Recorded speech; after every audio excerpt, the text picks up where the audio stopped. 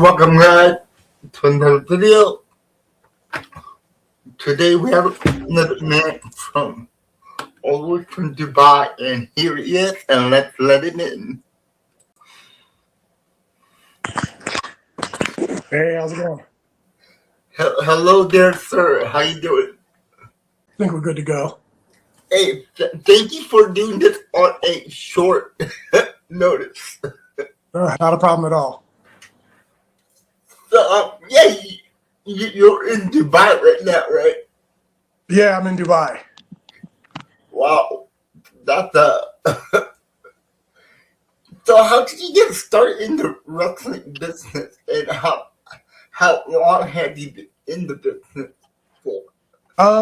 So I started training here in Dubai around the end of 2020. Okay. There was I actually dabbled a bit back around 2017. There was a school in Dubai called Dubai Pro Wrestling, DPW, and they kind of were like a small school that also had they would do small shows just around like kind of like kids' birthday parties and some like little like sports venues and things like that. But it wasn't, from what I understood, it wasn't a big thing at the time. Mm-hmm. And I dropped into a couple classes then, but at the time I was coaching Brazilian Jiu-Jitsu full time, and I just started with a new company in Dubai, so I had to really focus on Jiu-Jitsu and competing in Jiu-Jitsu and coaching Jiu-Jitsu as my priority. So it was just something I had kind of gotten a little bit interested in. I had been a fan of wrestling as a kid, and I had a friend of mine in Dubai that had competed in the WWE tryouts that they held in Dubai in 2017.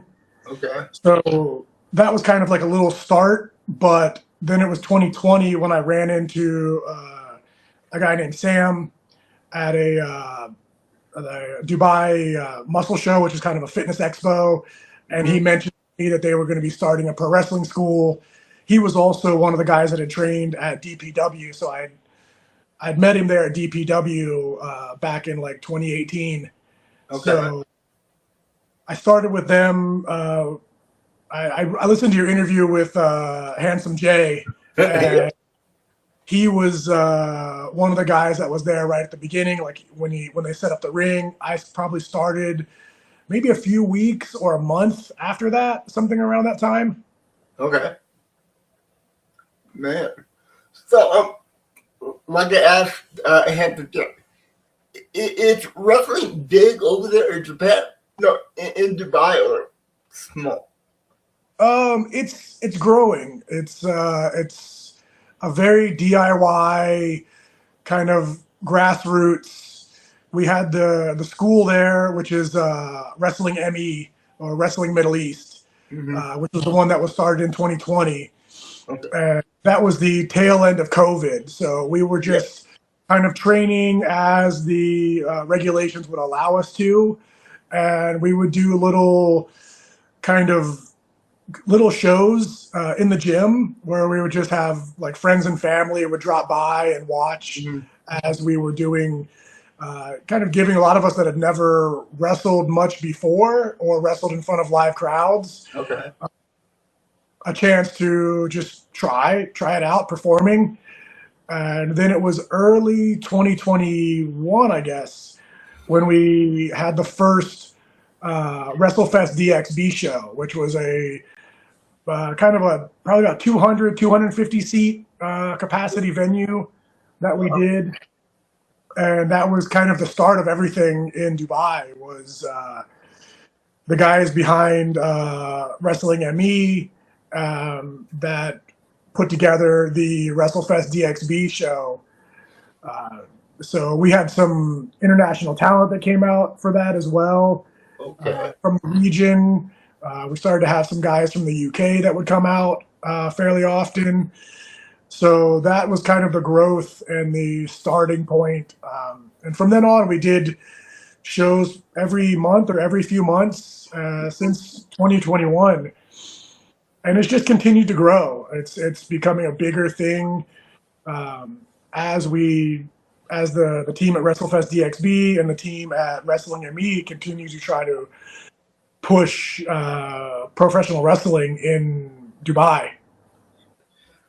So you only been in the business maybe 6 years? I guess, yeah, I mean, not even that. It was kind of the tail end of 2020. Okay. So I can't remember exactly when I started, but maybe late summer or something like that, that I started training with the guys at Wrestling ME. And yes, 2026, early stage of 2026. So I guess right there around 5 years or so. So how was it taking your first in maybe in the school? I mean, we were right away. I mean, once we kind of learned, and I've competed and trained in MMA and Brazilian Jiu-Jitsu for nearly over 20 years. So the idea of like taking a clothesline or taking a bump and things like that, I've been taken down, I've been judo thrown, I've been foot swept, I've hit the mat many times over the years.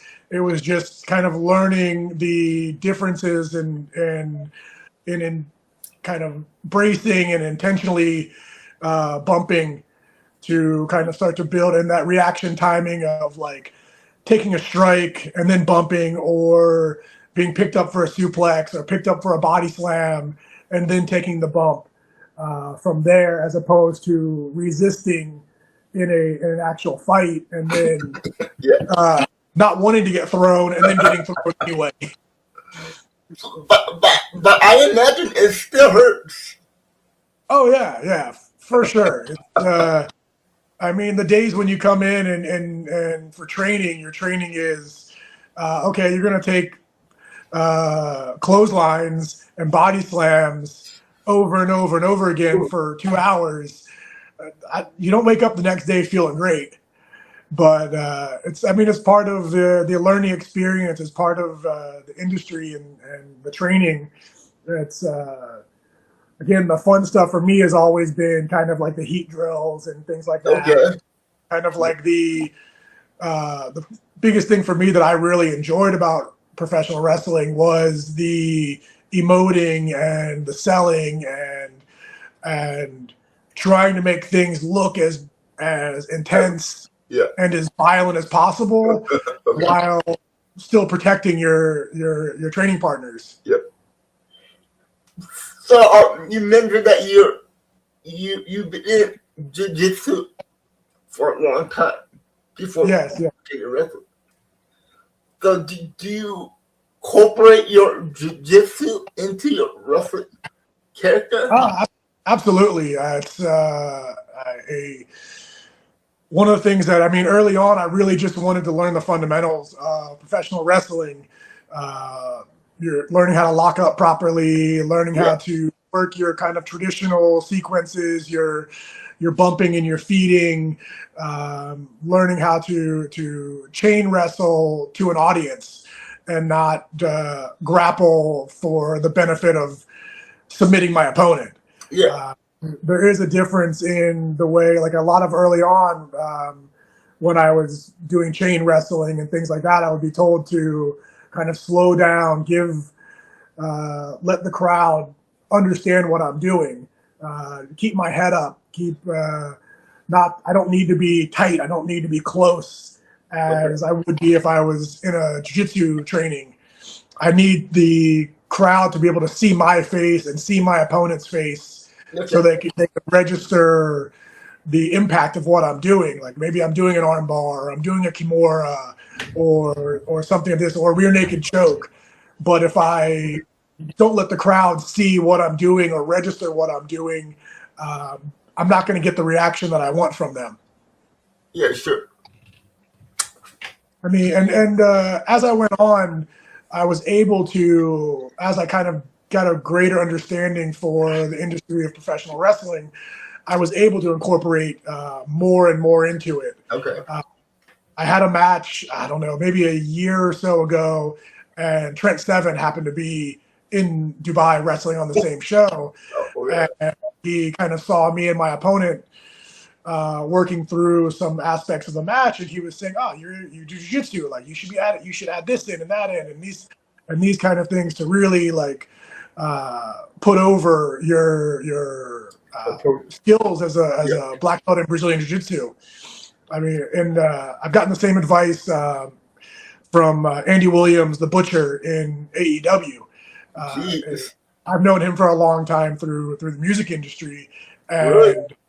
I chatted with him a while back. I sent him some of my early matches, and he said, "Man, you should be incorporating your jiu-jitsu, do the things that you might not necessarily see in a traditional pro wrestling match as far as submissions and things like these, and you have an opportunity to do a lot when it comes to submissions, because as a black belt in jiu-jitsu, especially in the community in Dubai that they know that I'm a black belt in jiu-jitsu," he said, you could do any submission and it could finish the match.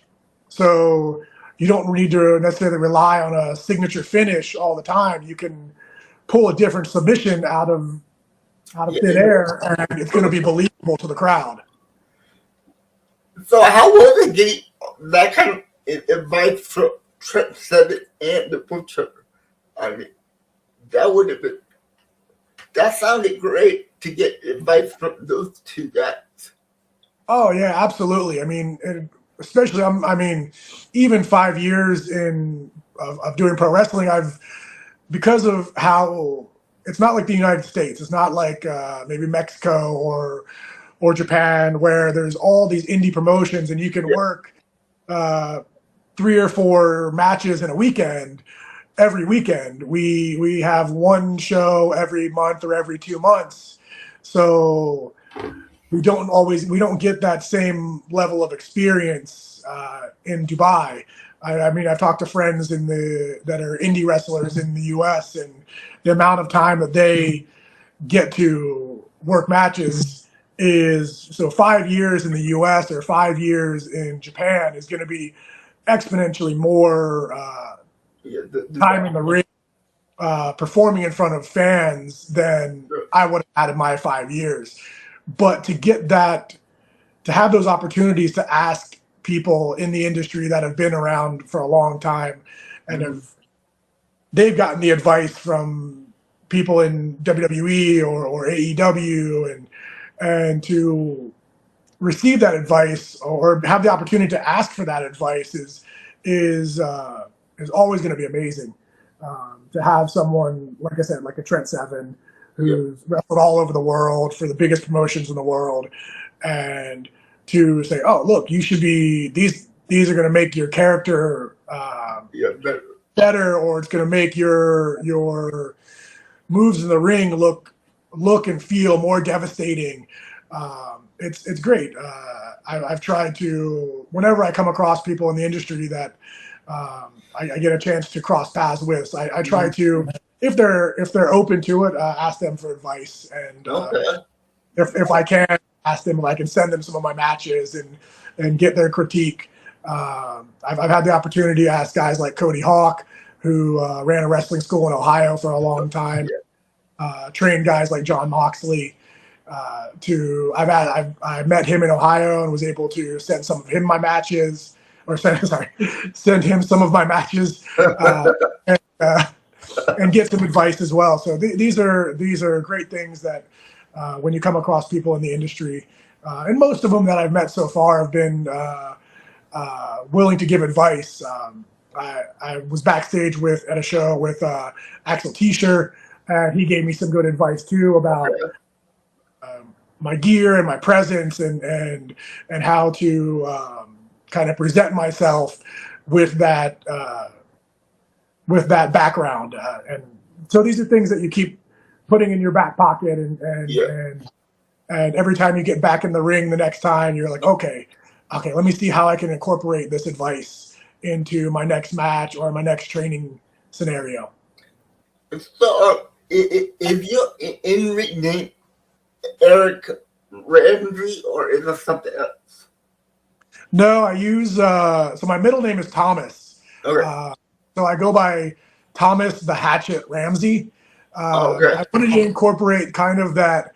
Originally, my first gimmick or character was as I'd really only been training for a few months, and one of the other guys at DPW was an Irish guy, and he asked me to kind of be like a bodyguard character for him. Okay. So he was going to do kind of like an Irish gangster, I guess, like Peaky Blinders kind of heel character.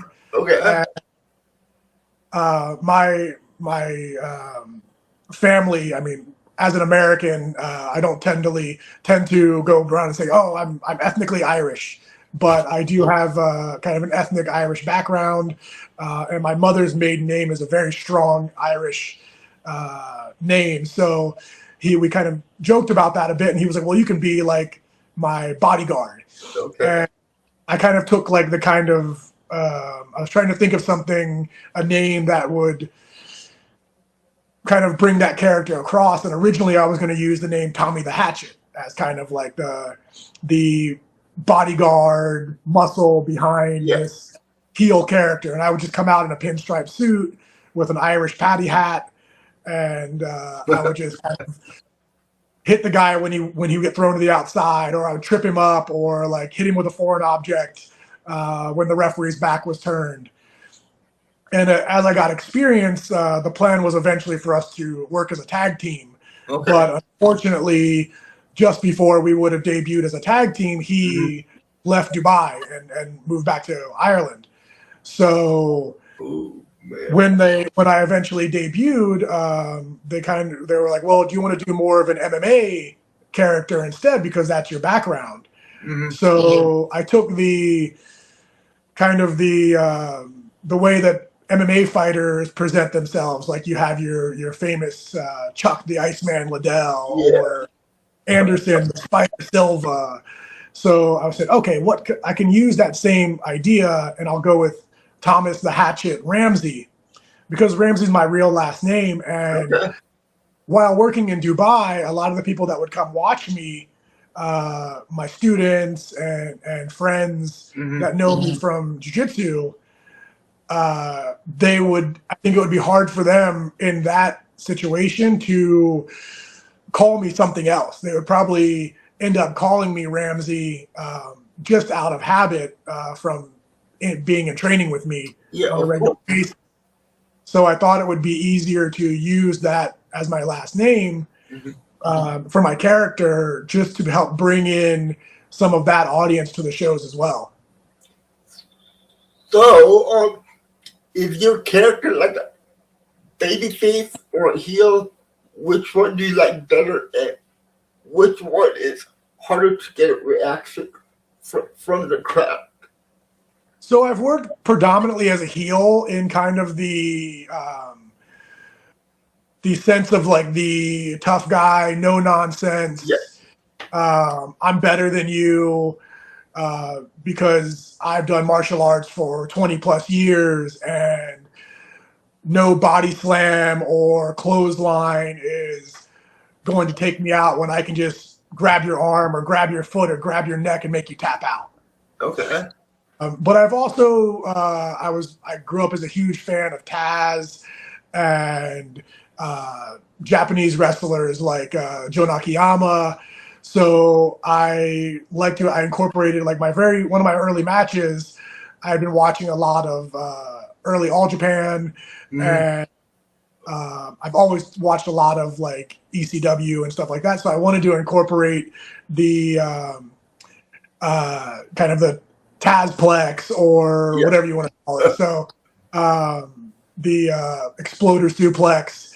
So those are kind of like, how can I incorporate things that are going to look very impressive and dynamic in the ring. So I was able to incorporate the Exploder, the Saito Suplex, and these kind of things to also kind of get over the high intensity grappling aspect of like MMA or jiu-jitsu.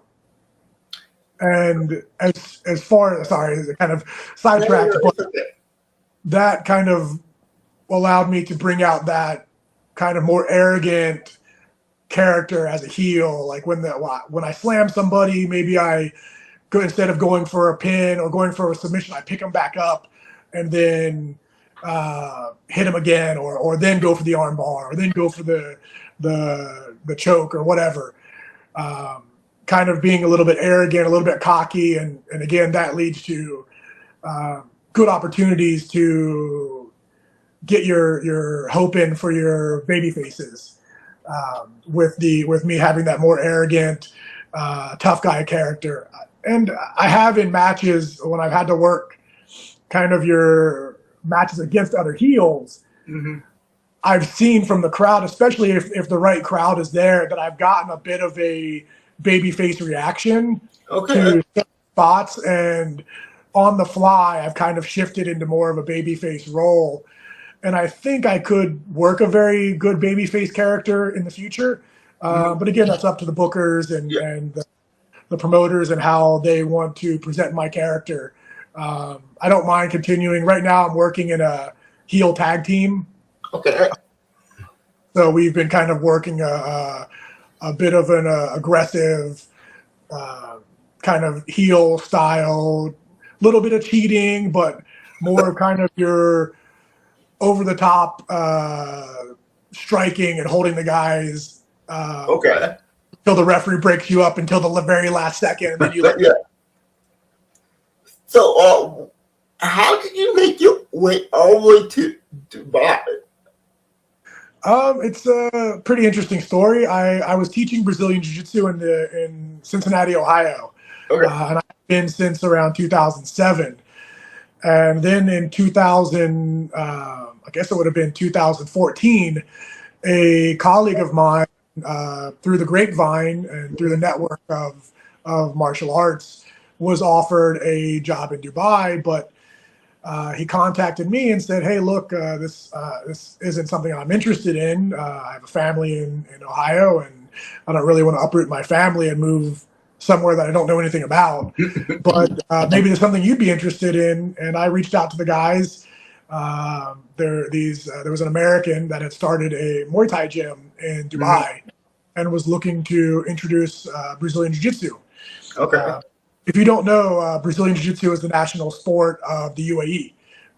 It's of Abu Dhabi has it in all their national schools. It's in their military training, it's police training, and very beneficial for a sports or martial arts club to offer Brazilian Jiu-Jitsu.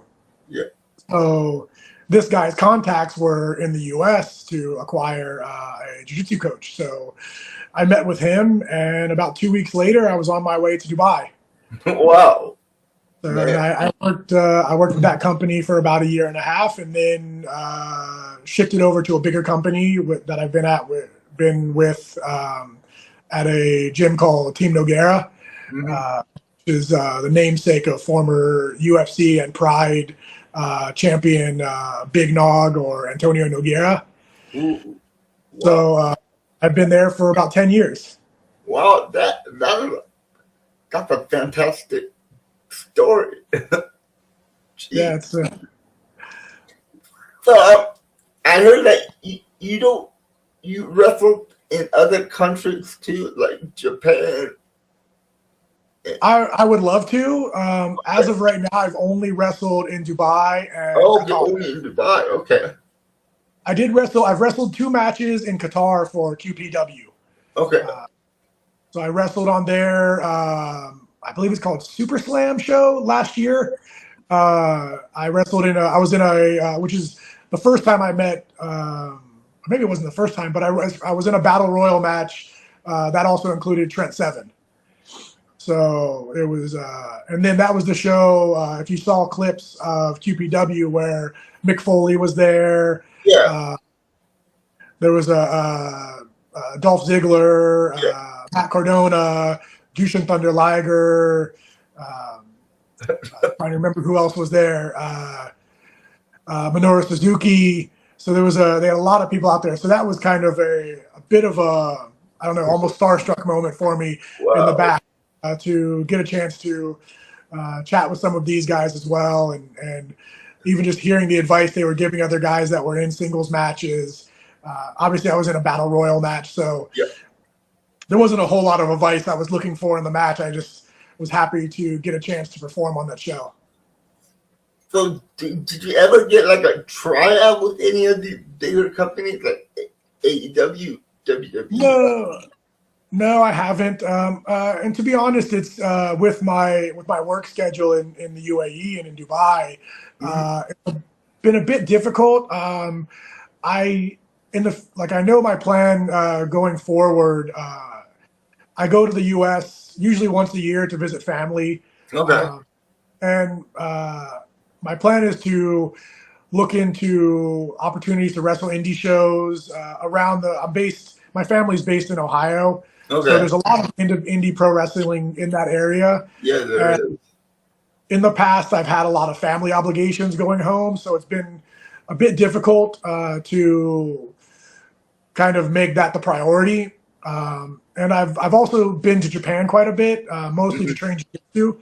And so going forward, my goal is going to be to reach out to contacts that I've received recently in Japan.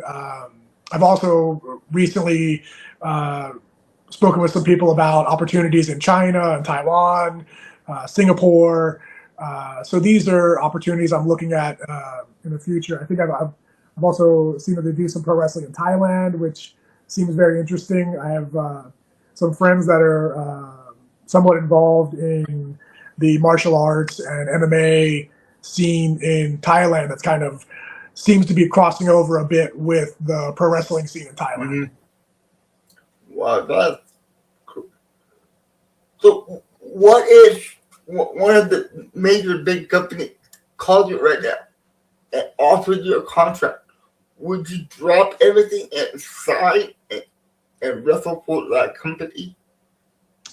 Yeah, I think it's one of those things I'm always a bit torn about. I'm not young. I'm 42 years old. But I've seen and probably at one point in time I would have been like, oh, there's no way that I would be able to do that. Yeah. But one of my big inspirations is Andy Williams, the Butcher.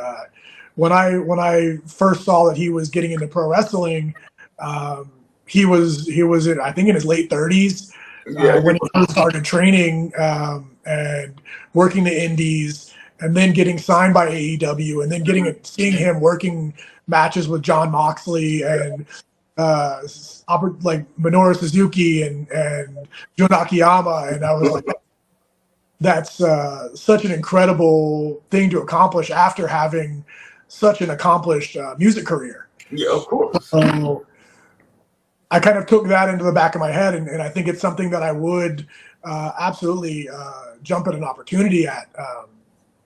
Again, I've been in the Middle East for 12 years now, and I haven't really looked at any reason to go back to the U.S.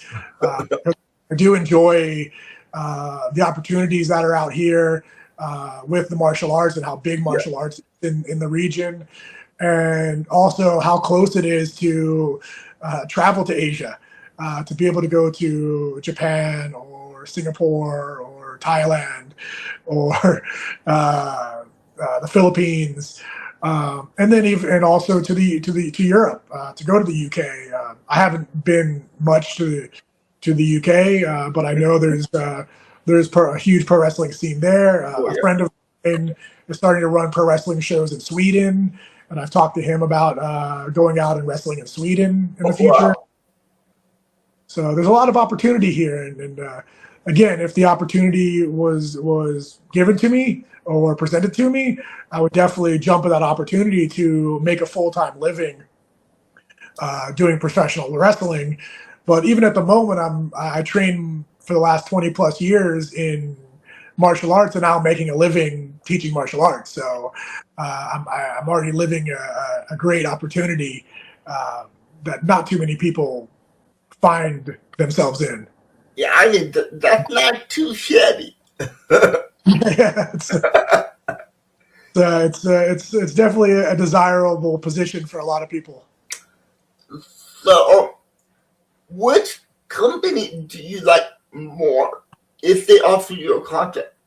TNA, AEW, WWE, or New Japan wrestling? I would say probably my style and my the way I present myself would work best in probably New Japan. Okay. I think again, I want to get better at promos. I mean, part of my journey in pro wrestling was going from kind of having blinders on when I'm doing jiu-jitsu and just focusing on defeating my opponent and not paying attention to the crowd Yeah. to then having to pay attention to the crowd and let the crowd be a part of the match. So that's been a big thing for me, working on my promo skills, working on crowd engagement. I love AEW. I watch AEW a lot. I was actually, just before we got on this call, I was finally sitting down to catch up with Double or Nothing. Okay. And because of the time difference, I don't always get to watch stuff when it happens. I got a chance to, when I was in Japan last year for an MMA event that I was meeting up with some friends to do some training in jiu-jitsu, I got a chance to, I ran into Yudo Ice from AEW, or sorry, from New Japan, and got to chat with him a bit about his progress through working European indies as a young lion and kind of that system. But I think my style, the submission style, maybe similar to someone like Kushida or Minoru Suzuki. I watch a lot of Minoru Suzuki. He's probably one of my favorite wrestlers to watch. Again, like I said, I grew up watching a lot of All Japan, FMW. So that's kind of where outside of, like, again, I started watching pro wrestling probably around 1989, 1990. So I watched early WCW, all through the Monday Night Wars. So I'll always have a place where I enjoy bits and pieces of what WWE is doing, but I don't really pay too much attention to the WWE product these days. If somebody recommends something to me, I'll check it out. But I really follow mostly what's going on in AEW and what's going on in New Japan and some of the other major Japanese promotions. Oh, cool. I mean, thank you for the opportunity to speak with you today. That was great. Thank you very much. I'm glad Jay was able to put us in touch. Yes. And it was a pleasure to jump on here and chat with you a bit. And you know, I hope I can have you come back on anytime. Yeah, absolutely. We've got some shows coming up over the summer. So if I get opportunity, I'll send you some links to those shows, and hopefully you can see what we have going on in Dubai and what the scene here looks like. Thank you again for having me on. I really appreciate it. That'd be great. And before you go, is there anything you want to plug or? You can. I have a YouTube page. I have some of my matches up on YouTube. It's Thomas the Hatchet Ramsey on YouTube. If you search there, you'll find a handful of my matches. I'm on Instagram. Ramsey E4, Ramsey E4 is where you'll find me on Instagram. I don't do a lot of other social media, but I post clips from my matches. I post stuff about upcoming shows. I post jiu-jitsu instructionals, stuff like that on Instagram pretty often. So that's predominantly where you'll find information about me, and then you can also catch up on or get some more information about what's going on in the Dubai pro wrestling scene. Okay. Well, guys, I'll have all the information in the description below. So, but once again, thank you so much. Thank you very much. I appreciate it. Have a great night. You too.